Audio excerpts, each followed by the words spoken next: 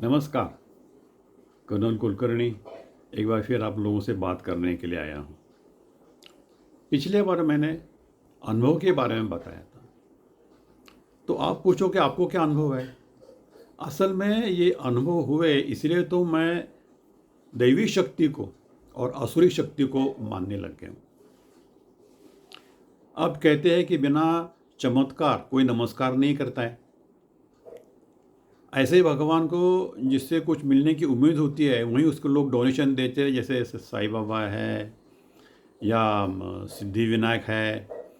तो उसी प्रकार जब तक कोई खुद को अनुभव नहीं होता तब तक या मिलने की उम्मीद नहीं होती तब तक कोई नमस्कार नहीं करता। मेरे साथ भी वही हुआ है। अब आप अगर आपके साथ क्या हुआ, तो मैं आपको एक दो तीन चीज़ें बताता हूँ कि मेरी ज़िंदगी पूरी चमत्कारों से, मेरे साथ, मेरे साथियों के साथ, मेरे रिश्तेदारों के साथ जो हुई है, उससे ये मेरे कन्फर्म हो गया है मुझे कि कोई शक्ति है। अब वो कौन शक्ति है उसको भी ढूंढना है। अभी चमत्कार की बात करते हैं तो जैसे मैंने मोदी जी को एकदम कहीं से बुला के लाया, चीफ मिनिस्टर बनाया। अब मोदी जी को पूछो क्या क्या उन्होंने सोचा था कि वो कभी चीफ मिनिस्टर बनेंगे या कहीं उम्मीद रखी थी? मेरे ख्याल से नहीं।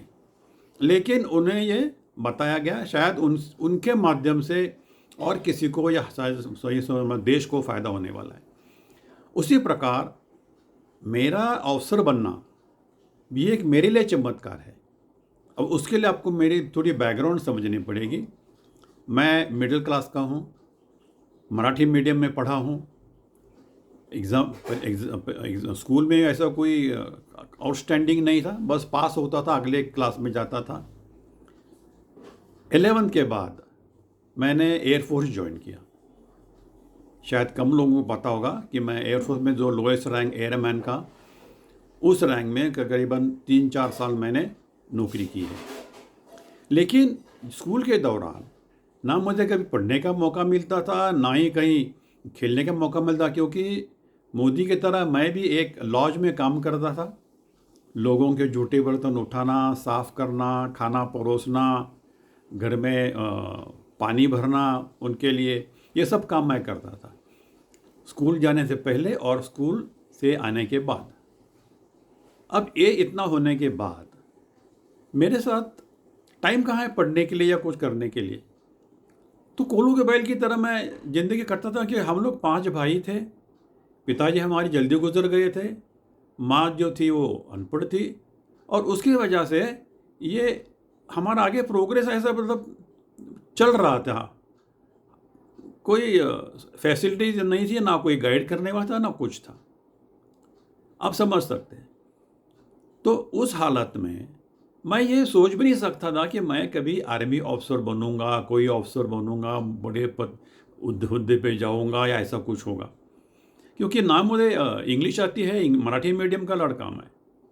लेकिन इसके बावजूद भी मैं अफसर बन गया, ये मेरे लिए चमत्कार है।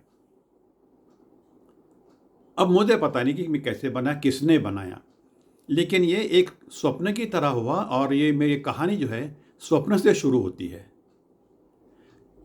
एक रात जब मैं छुट्टी पे था, रात को मुझे सपने में एक पीले सा कोबरा या नाग ने काटा, और वो काटने के बाद उसका जहर मेरे पूरे शरीर में फैल गया, और डर के मारे मैं उड़ गया। सवेरे मैंने माँ को बताया ऐसी बात है। माँ ने पंडित जी को पूछा कि भाई इसका क्या मतलब है, लड़का बाहर रहता है।